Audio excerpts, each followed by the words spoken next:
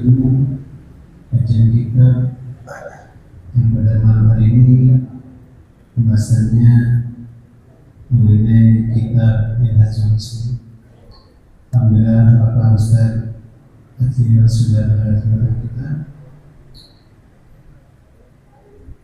Syukur kita terkira kita menjadi Allah Subhanahu Wa Taala atas nikmat-nikmatnya kepada kita semua. Begitu banyak nikmat, kita menikmati iman dan Islam, dimasukkan walafiat dan juga masih memberikan manfaat dan Islam. Semoga panjangnya soal kita tentunya bisa menambah kekuatan kita kepada Allah Subhanahu Wa Taala. Semoga salam, semoga sejahtera kepada jiwa kita Nabi Muhammad Sallallahu Alaihi Wasallam, kepada keluarganya, para sahabatnya, dan para pengikutnya yang setia menjalankan sunnah Nabi yang berbeda Nabi Muhammad Sallallahu Alaihi Wasallam. Jemaah dari Allah, mari kita sama-sama ikuti saja kajian pada hari ini. Yang kita buka membacakan basmalah. Bismillahirrahmanirrahim. Ustaz, Jazakallahu khairan Bapak Dedi. Bismillahirrahmanirrahim. Assalamualaikum warahmatullahi wabarakatuh. Innal hamdalillah nahmaduhu wa nasta'inuhu wa nastaghfiruhu wa na'udzu billahi min shururi anfusina wa min sayyiati a'malina. May yahdihillahu fala mudilla lahu wa may yudlil fala hadiya lahu. Asyhadu an la ilaha illallah wahdahu la syarika lahu wa asyhadu anna Muhammadan 'abduhu wa rasuluhu la nabiyya ba'dahu. Allahumma shalli wa sallim wa barik ala sayyidina Muhammad wa ala alihi wa sahbihi wa man tabi'ahu wa barik wasallam. Amma ba'du, Bapak-bapak, Ibu-ibu sekalian yang dimuliakan Allah Subhanahu Wa Taala. Tidak bosan-bosannya saya pribadi mengingatkan untuk diri saya dan bapak-bapak Ibu sekalian untuk selalu bersyukur pada Allah Subhanahu Wa Taala. Karena tidak semua orang diberikan waktu luang untuk beribadah kepada Allah. Makanya ketika kita diberikan waktu luang untuk beribadah kepada Allah, marilah kita optimalkan, kita maksimalkan. Semoga apa yang kita karyakan, kita amalkan di waktu ini mendapatkan keberkahan dan pahala insyaallah Subhanahu Wa Taala. Amin. Salawat dan salam semoga terlimpah kepada kita Nabi Allah Muhammad Sallallahu Alaihi Wasallam dan keluarganya serta para sahabat-sahabatnya dan para pengikut-pengikutnya yang setia dalam menjaga dan melestarikan sunnah-sunnah beliau. Mudah-mudahan kita yang ada di sini, yang ada di Masjid Al-Ikhlas, yang sedang bertolak ini, yang sedang belajar Islam ini, mendapatkan syafaat Rasulullah di akhirat nanti. Amin. Bapak dan Ibu sekalian, masih melanjutkan tentang adab kelima, al-fazlul khamis fil hadabi ma'an nafs. Jadi bagaimana memperlakukan diri kita sendiri. Ya. Diawali oleh penulis di sini dengan paragraf dengan kalimat yu'minul muslimu bi anna sa'adatahu fi kilta haya al-ula was saniyah. Ya. Bahwa setiap muslim itu paham dan tahu bahwa kebahagiaan itu ada dua kebahagiaan yang mutlak. Ya. Yang pertama adalah kebahagiaan dunia, yang kedua adalah kebahagiaan akhirat. Mauqufatun ala madza ta'dibi nafsi. Namun dua kebahagiaan ini semua tergantung kitanya memperlakukan diri kita.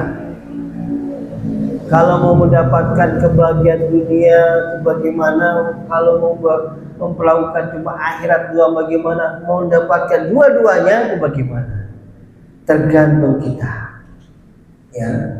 Maka ada yang mungkin mendapatkan cuma kebahagiaan dunia karena dia sibuk terus mencari dunia, akhirnya akhirat tidak dapat ya. Ada yang mendapatkan akhiratnya doang tapi dunianya tidak dapat karena dia tidak mengejar dunia. Jadi yang disarankan oleh Rasulullah itu adalah tawazun, tengah-tengah, dapat kebahagiaan dunia dan kebahagiaan akhirat. Tapi semua itu tergantung dari kita sendiri untuk memperlakukan bagaimana kita ini bisa bahagia dunia dan bagaimana kita bisa bahagia akhirat kita. Ya. Wa tatibiha wa tazkihha wa tadhhiriha. Jadi ketika kebaikan dunia dan akhirat itu memang tergantung bagaimana kita itu memperlakukan kebaikan diri kita atau mensucikan kita atau mau membersihkan jiwa kita, diri kita ya. Dan sebaliknya pula kalau kita mendapatkan dunia dan akhirat tadi kama ana saqaha manutun bifasadiha, dan tergantung juga bagaimana kita merusak diri kita agar kita tidak bisa mendapatkan kebahagiaan dunia maupun di akhirat ya. Bapak dan Ibu sekalian, kemarin saya sedikit sudah mengutarakan bahwa kita beribadah ini maunya itu mendapatkan kebahagiaan dunia dan akhirat itu kan. Tapi dua unsur yang yang menunjang untuk kita mendapatkan kebahagiaan ini harus kita perhatikan. Yang pertama adalah unsur jasad, yaitu badan atau tubuh kita. Yang kedua adalah unsur nafs, jiwa ya. Kalau badan kita itu sakit, jiwa kita itu sehat, ini pun tidak bisa kita rasakan betapa nikmatnya ibadah. Coba kemarin juga sudah saya contohkan, ketika penyakit yang ringan aja, misalnya pilek ya, hidung kita mampet, mau sholat tuh nggak enak, kusuk aja nggak enak, karena kita diberikan Allah Subhanahu Wa Taala ujian pilek aja ya. Jadi memang harus dijaga jasad. Demikian pula ketika nafs, jiwa ini kalau kita tidak tenang, Bapak dan Ibu sekalian, galau, stres dan macam-macam yang pembawaan kita, itu juga kita tidak mendapatkan yang namanya ibadah yang baik. Walaupun badan atau fisik kuat, tapi jiwa kita nggak tenang, itu juga nggak bisa. Ya, Bapak dan Ibu sekalian dimuliakan Allah Subhanahu Wa Taala, saya ingat ketika ada kajian yang disampaikan oleh Ustaz Dian Abu Sofyan ya, tentang tasawuf ya. Ini juga melekat pada dua unsur ini, Bapak dan Ibu sekalian. Kan kalau tingkatan tasawuf itu dalam bukunya Imam Al-Ghazali atau ya Imam Al-Junaid gitu ya, itu ada 3, walaupun pada akhirnya nanti ada 4 ya, tapi itu masih lemah nih. Ya, kalau yang saya baca ya ada 3. Yang pertama adalah syariat, yang kedua hakikat, yang ketiga ma'rifat. Kalau yang sekarang buku sekarang itu setelah syariat, kedua tarekoh ya. Nah, saya anggap ini sama tarekoh dengan syariat. Bapak dan Ibu sekalian, mungkin barangkali saya ingin menggambarkan ini stres. Ini jasad dan nafs tidak terlepas dari tingkatan tasawuf ini. Tasawuf itu kalau dilihat sejarah itu sebenarnya di zaman Rasulullah sudah ada.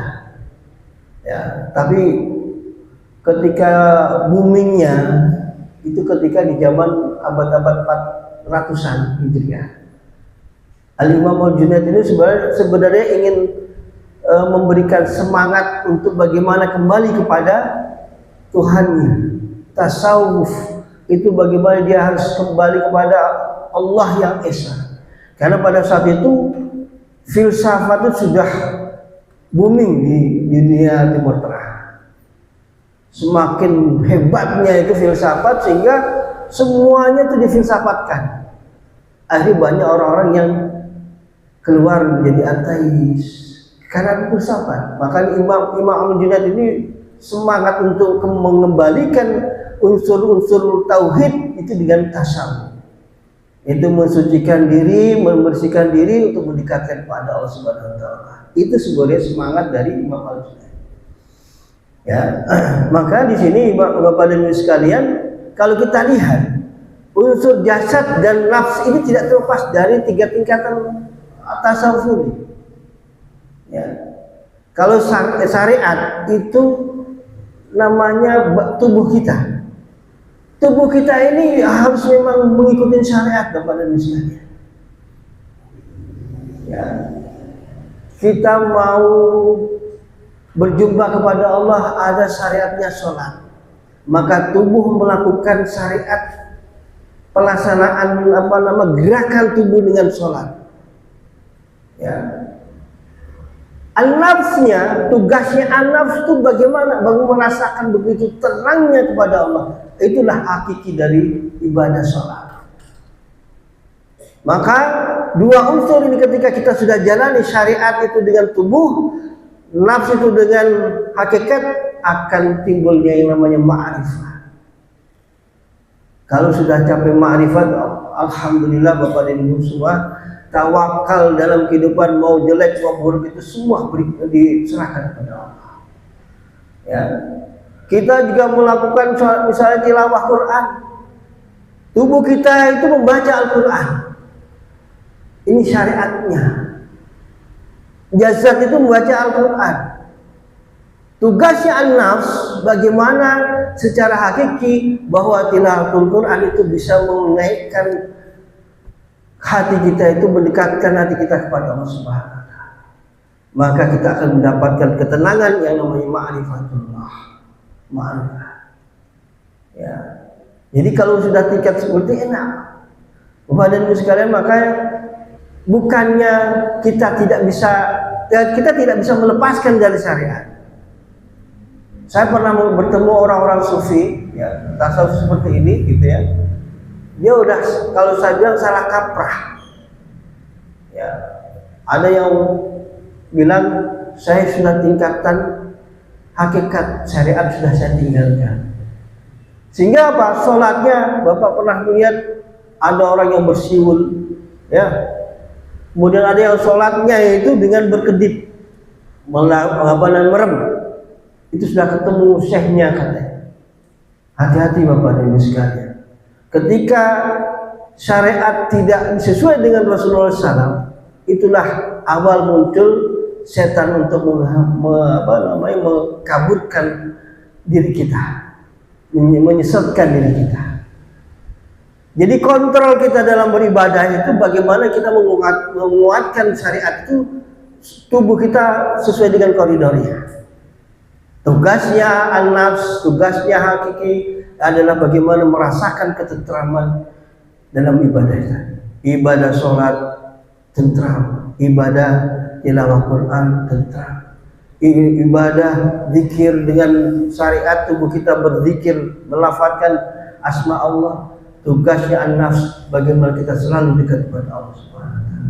Maka disitulah ya, kemudian kita tingkatkan kema'rifatan. Disinilah baru yang namanya arti al-ihsan. Ta'budullaha ka'annahu syarah. Fa in lam takun wa innahu yarah. Kamu beribadah kepada Allah Subhanahu wa taala itu seakan-akan kamu melihat kepada Allah Subhanahu. Fa'ilam takut, maka tidak akan kamu bisa melihat Allah kalau di dunia. Ya. Kata Rasulullah seperti itu. Tapi yakinlah, yakinlah bahwa Allah itu melihat kalian. Inilah derajatnya ihsan, ma'rifat. Ya, kalau dalam fondasi hadis arba'in yang pertama itu Islam, iman, ihsan. Ya, kalau dalam tasawuf tadi syariat, hakikat, makrifat. Sama, jangan di obok-obok. Semua tuh jalurnya jadi satu. Inilah semangat Imam Al-Junaid itu sebenarnya begitu. Mengembalikan tauhid kepada Allah Subhanahu wa taala. Bukan dia itu hanya asyik dengan nafsnya, tapi jasadnya itu tidak. Udah compang-camping, kurus kering ya. Bertapa di gua mana misal gitu ya. Naudzubillah. Ini salah kaprah. Tapi yang paling bagus adalah bagaimana memadukan antara nafs kemudian jasad, timbullah yang namanya ma'rifat, timbullah yang namanya al-ihsan. Ya. Itulah Bapak Ibu sekalian, makanya banyak sekali buku-buku tentang tasawuf, tentang sufi ini. Tapi pesan saya jangan sampai kita ini salah kaprah. Kita semua ulama itu pasti ujung-ujungnya jadi satu. Jadi satu, tauhid kepada Allah, memurnikan tauhid kepada Allah Subhanahu wa taala, mendekatkan kita kepada Allah Subhanahu wa taala. Ketika kita jauh dari Allah Subhanahu wa taala dan menyepelekan syariat-syariat Rasul yang dibawa Rasulullah, ini awal dari kerusakan ibadah kita. Kalau dia sudah hajinya bukan dihaji di Mekah ya, itu berarti bukan Islam. Kan ada ya sebagian orang yang ngakunya haji di mana tuh, di gunung mana gitu ya, di Gunung Kelot atau di mana lah terserah gitu ya. Itu udah jangan dipercaya. Atau mungkin kalau misalnya dalam bukunya itu di Iran itu ada di Kuba, dia sholatnya harus pakai apa namanya itu tanah, hajinya harus ke sana. Nah ini udah salah kaprah. Ketika dia menyalahi syariat, jasad yang dilakukannya itu berarti itu bukan ajaran yang benar. Ya, yang benar adalah bagaimana memadukan nafs dan jasad, syariat, marifat, syariat, hakikat dan marifat itu menjadi satu. Maka dalam hadis Arba'in tadi, Arba'in Nawawi, Islam, iman, ihsan itu merupakan tahap-tahapan kita mencapai suatu ibadah kepada Allah Subhanahu. Ya, kepada ibu sekalian, sekali lagi mungkin barangkali kalau saya ini hanya pesan kepada bapak dan ibu, ketika kita belajar sufi, belajar tasawuf, itu lihatlah marojinya, jangan sampai kita salah jalan. Ya, tetap semua tentu dipadu-padu, semua ujungnya adalah bagaimana kita memurnikan tauhid kepada Allah Subhanahu wa taala dan tidak merusak badan kita, tidak merusak diri kita. Nah, di dalam buku ini demikian pula mengajarkan kepada kita, memberikan pesan bahwa dua unsur yang akan mendapatkan kebahagiaan dunia dan akhirat itu an-nafs, al-jasad, itu unsur yang penting. Maka bagaimana memperlakukan diri kita, jasad kita ini? Kemarin kita sudah membahas satu, kita menjaga makan yang sehat. Masukkan makanan dan minuman yang masuk dalam tubuh kita itu jangan sembarangan Bapak dan Ibu sekalian. Apalagi barang-barang yang haram. Ya. Atau subhat. Ya, haram, misalnya alkohol, ya. Sebagian besar juga mengharamkan rokok nih ya. Maaf nih yang rokok ya. Saya harus jujur kalau begini Pak. Karena memang materinya seperti itu. Ya, bukan menyinggung, tapi memang menyinggungkan diri kalian gitu ya. Tapi memang begitu Bapak. Jadi jangan sampai kita ini memasukkan makanan kita itu yang haram-haram. Allahu thayyib yuqbalu illa thayyib. Kata hadis dalam Arba'in itu begitu, ya. Urutan keberapa saya lupa, tapi yang jelas artinya bahwa Allah itu baik dan Allah itu menerima hal-hal yang baik. Pakaian kita yang baik, makan kita yang baik. Disinilah mungkin barangkali akan doa-doa kita nanti akan diterima. Ya, karena yang namanya rokok itu kata saya lihat Pak ya, kalau dibungkusnya itu loh Pak ya. Ini saya bacain buku saya baca bungkusnya aja Pak. 4.000 zat kimia beracun, kan gitu ya. Ini betul-betul hebat ini rokok ini. Yang biasanya kalau orang marketing itu kan memuji-muji barang dagangannya. Kalau ini betul-betul ditampakkan di sebelah di samping kiri kalau nggak salah ya, 4.000 zat kimia yang bisa merusak tubuh. Apa nggak kasihan gitu tubuh kita itu dimasukkan dengan 4.000 macam racun kimia gitu. Ya, jadi Bapak dan Ibu sekalian, inilah mungkin barangkali makanan dan minuman yang sehat yang harus kita perhatikan dan tidak boleh berlebihan. Nah, tidak boleh berlebihan. Pola makan juga harus kita perhatikan Bapak dan Ibu sekalian. Kalau Rasulullah itu tidak terpaut dengan 3 kali makan. Ya, tapi Rasulullah itu pola makannya ketika dia itu lapar baru makan. Dan porsinya itu sepertiga makanan, sepertiga minuman, sepertiga udara. Ya. Makanya kita lihat Rasulullah dalam buku Tibbun Nabawi tidak pernah sakit nih, kecuali ketika dia kena sihir orang Yahudi. Pusing.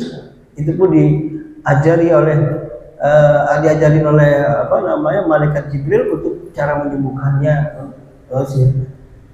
Yang kedua ketika sakaratul maut. Karena pola kehidupan itu menjaga tubuhnya Rasulullah SAW. Rasulullah itu menjaga betul itu tubuhnya. Pernah kemarin saya sampaikan juga, Rasulullah itu pernah menantang yang namanya penggulat di zaman Quraisy, namanya Rukanah. Dia penggulat yang tidak terkalahkan. Ya. Kalau bukan Rasulullah yang menjaga tubuhnya nggak mungkin. Kurus, krempeng misalnya gitu ya. Orang yang mungkin habis bertapa di gua-gua, krempeng, terus jalan di tempat umum ngajak gulat sama orang yang sang juara lagi, nggak mungkin.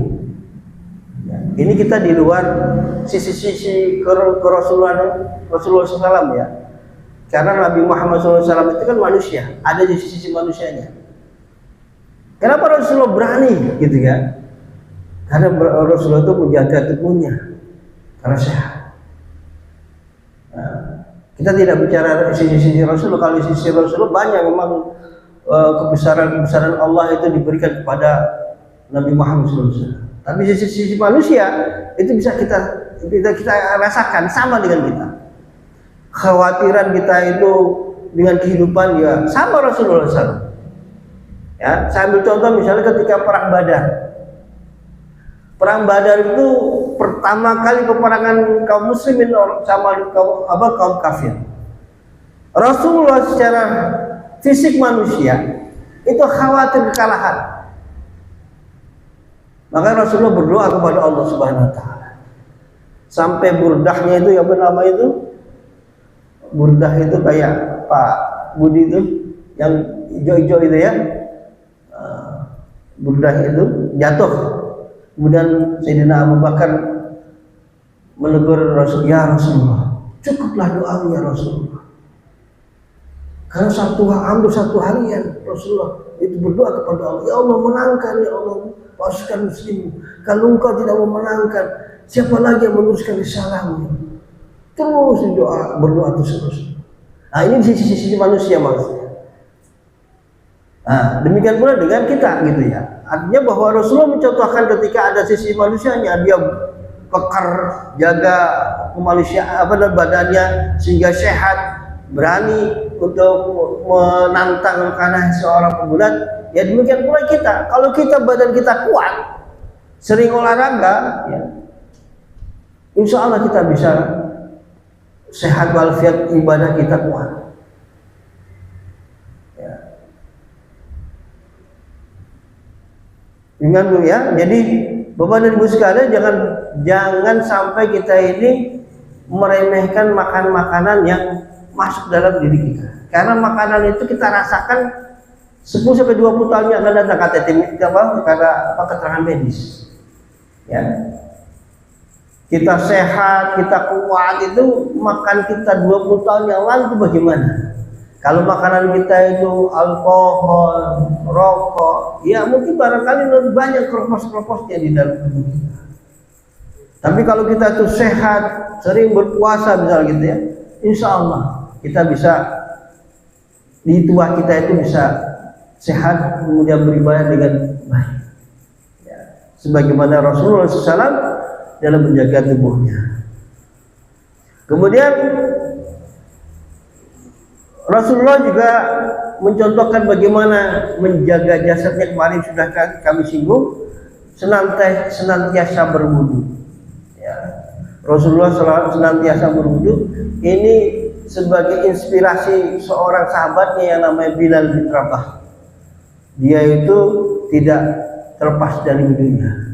Sampai-sampai ketika Isra dan Mi'rajnya Rasulullah, kedengeran terompahnya padahal Bilal bin Rabah masih ada di dunia. Ketika sampai ke bumi ditanyakan, ya Bilal, amalan apa yang engkau lakukan sampai terompahmu sudah sampai ke surga?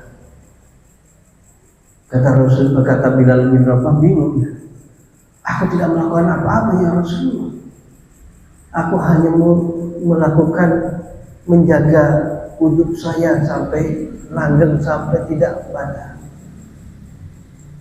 Amalan yang dianggap orang enteng gitulah istilahnya, nggak usah berat-berat, tapi ternyata mengantarkan orangnya itu sampai ke surga. Bahkan sandalnya udah nyampe sebelum orangnya, kan begitu. Masya Allah ya. Kemudian selanjutnya adalah rajin olahraga. Kemarin saya contohkan bagaimana Rasulullah SAW itu berlomba lari dengan Aisyah, ya.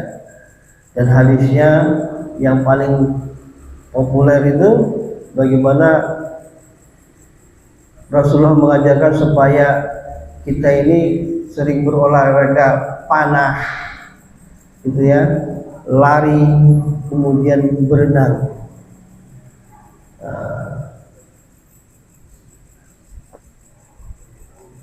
Saya bacakan hadisnya dari Jabir bin Abdullah radhiyallahu anhu bahwa Rasulullah SAW bersabda, segala sesuatu yang di dalamnya tidak mengandung zikrullah merupakan perbuatan sia-sia, senda gurau dan permainan, kecuali 4 perkara, yaitu senda guraunya suami dengan istri, melatih naik kuda, dan melatih memanah, dan mengajarkan renang. Ya, kemarin saya jelaskan di sini bahwa kita ini kan semuanya rangkaian kita adalah rangkaian ibadah kepada Allah Subhanahu wa taala. Maka setiap langkah kita dimulai dengan bismillah itu sudah bernilai pahala di sisi Allah. Tanpa ada bismillah maka perbuatan kita sia-sia. Tak beramal bismillah.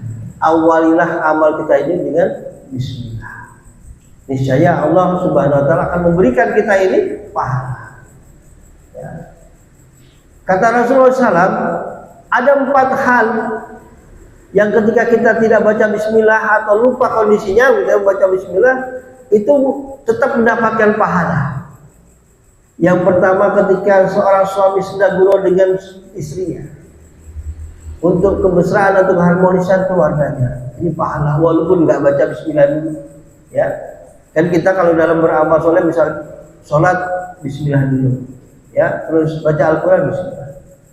Semua kalau tidak baca bismillah sia-sia. Tapi ada 4 hal katanya Rasulullah, kalau walaupun kita lupa itu mendapatkan pahala. Senda guraunya atau bercandanya suami dengan istri. Ya. Yang kedua,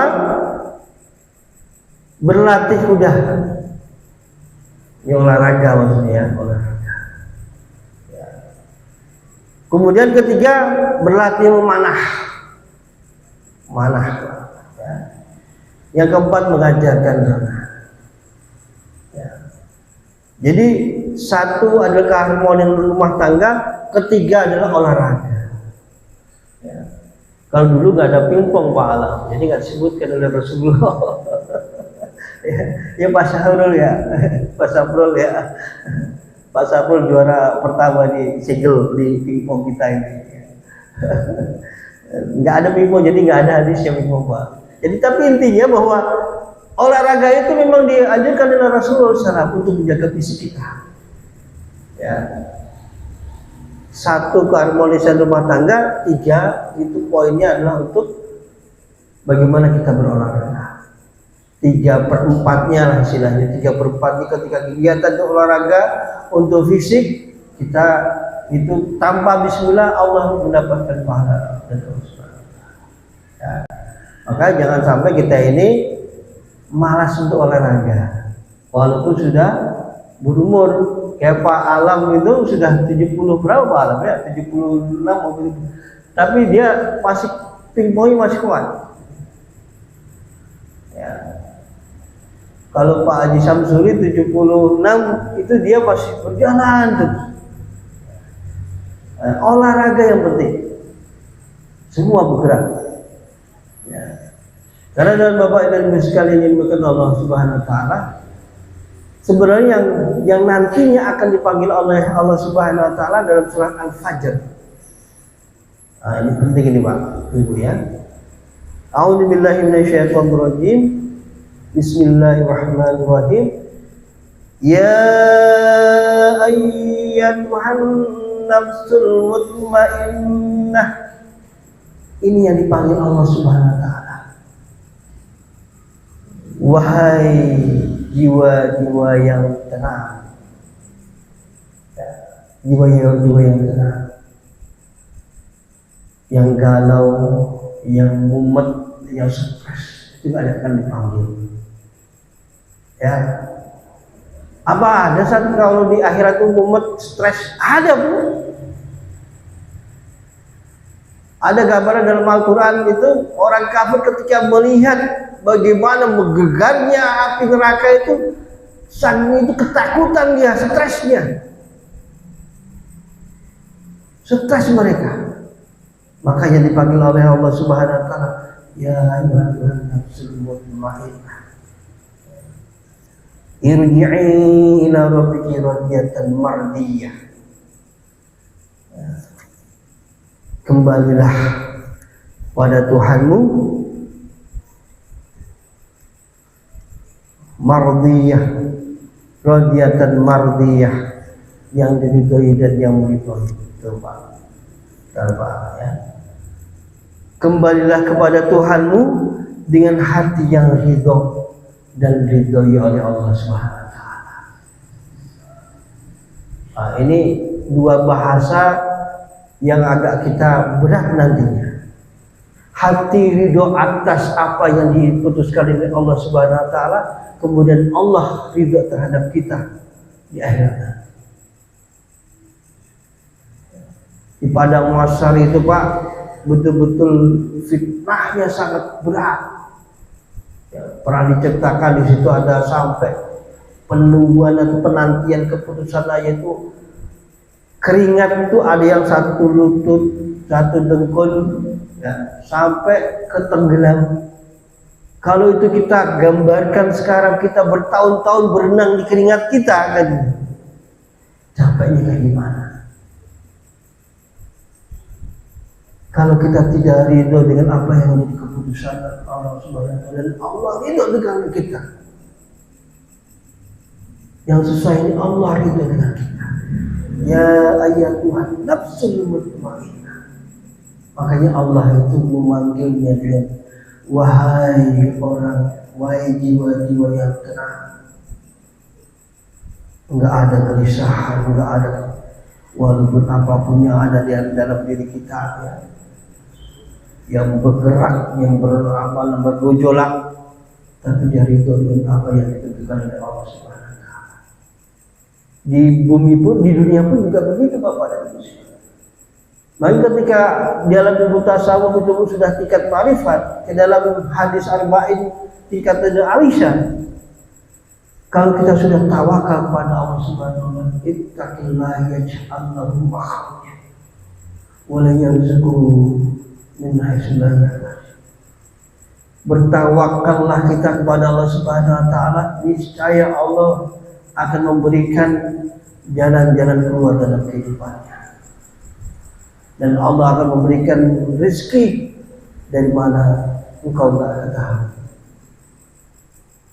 Jadi kalau kita sudah mempasrahkan kepada Allah, kita terdampak. Ini yang dipanggil Allah. Kuncinya Bapak Ibu sekalian, ma'asabka bi anfusihim bi'idznillah. Apapun musibah yang ada pada diri kita semua izin atas izin Allah Subhanahu. Pengalaman waktu saya di penjara Bapak Ibu sekalian, itu saya udah pasrah. Padahal saya tidak melakukan kejahatan apapun, tapi Allah Subhanahu wa taala menakdirkan saya ditangkap. Tapi ketika kita pasrah kepada Allah, tawakal kepada Allah Subhanahu wa taala, semua urusan rumah tangga, ekonomi, Allah yang memberikan jalan keluar. Hari hidup Pak, sampai sekarang itu. Jadi jangan takut Bapak Ibu sekalian.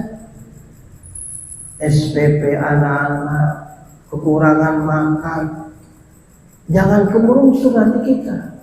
Ada Al-Quran, ada sholat tengah malam. Itu serahkan semuanya. Ya Allah, Engkau memberikan masalah kepadaku, berikan jalan keluarnya. Ya Allah, Engkau memberikan ketenangan, luruskan, tetapkanlah istiqomah. Maka kita lihat para ulama-ulama yang dipenjara oleh pemerintah itu kayak Zainab di Mesir itu Pak, diberikan binatang buas harimau.